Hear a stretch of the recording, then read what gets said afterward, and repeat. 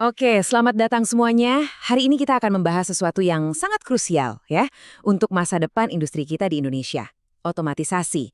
Nah, kita akan coba lihat dari dua sisi, gimana cara menyeimbangkan keuntungan efisiensi yang luar biasa besar dengan kesiapan sosial yang ya mau nggak mau jadi tanggung jawab kita semua sebagai pemimpin perusahaan. Kita mulai dengan satu angka penting ini. Menurut McKinsey, 16% dari total jam kerja di Indonesia itu bisa diotomatisasi pada tahun 2030. Ini bukan sekedar angka loh, ini adalah sinyal. Sinyal bahwa ada transformasi besar-besaran yang sudah di depan mata dan menuntut perhatian penuh dari kita. Nah, biar lebih terstruktur, paparan kita kali ini akan terbagi jadi 4 bagian.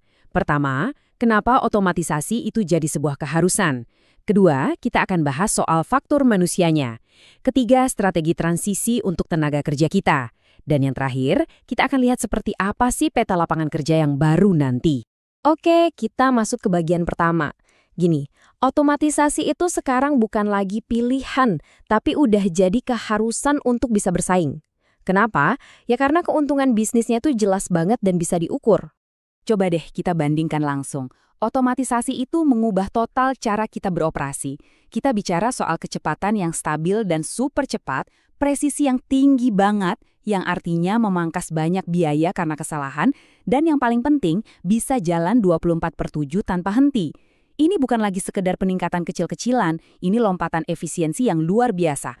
Tapi, di sisi lain, ada faktor manusia yang harus kita perhitungkan.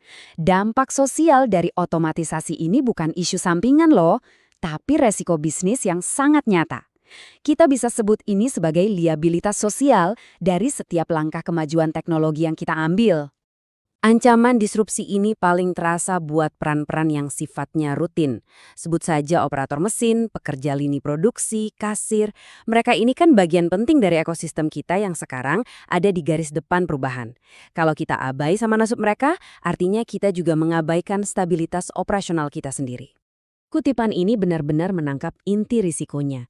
Rasa cemas dan gak aman yang meluas itu bukan cuma masalah pribadi mereka, tapi bisa jadi pemicu ketidakstabilan sosial dan ketimpangan ekonomi.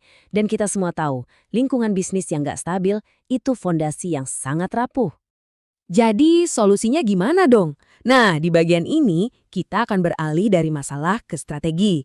Fokusnya bukan lagi memilih antara manusia atau mesin, tapi gimana kita bisa merancang sebuah jalur di mana keduanya bisa bersatu dan jadi lebih produktif. Kerangka responsnya sebenarnya cukup sederhana tapi sangat kuat. Pertama, kita harus identifikasi dulu peran mana saja yang paling beresiko di dalam organisasi kita. Kedua, investasikan dana untuk reskilling, yaitu memberi mereka keahlian yang benar-benar baru untuk perang yang berbeda.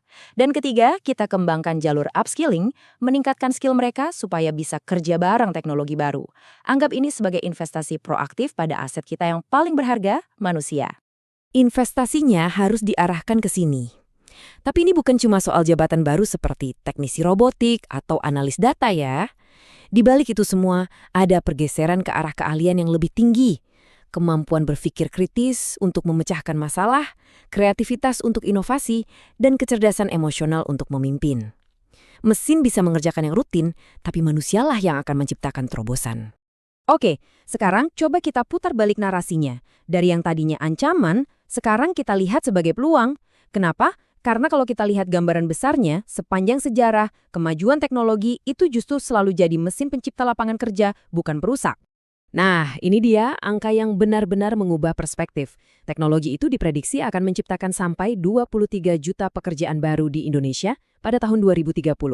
Angka ini seolah bilang kalau otomatisasi itu bukan ancaman, tapi justru katalisator penciptaan lapangan pekerja baru dalam skala yang masif. Jadi, poin krusialnya adalah ini. Otomatisasi itu bukan tentang menggantikan manusia, tapi ini tentang mengubah jenis dan nilai pekerjaan yang manusia lakukan. Masa depan itu bukan kompetisi antara manusia melawan mesin, tapi sebuah era kolaborasi yang butuh adaptasi strategis dari kita semua sebagai pemimpin.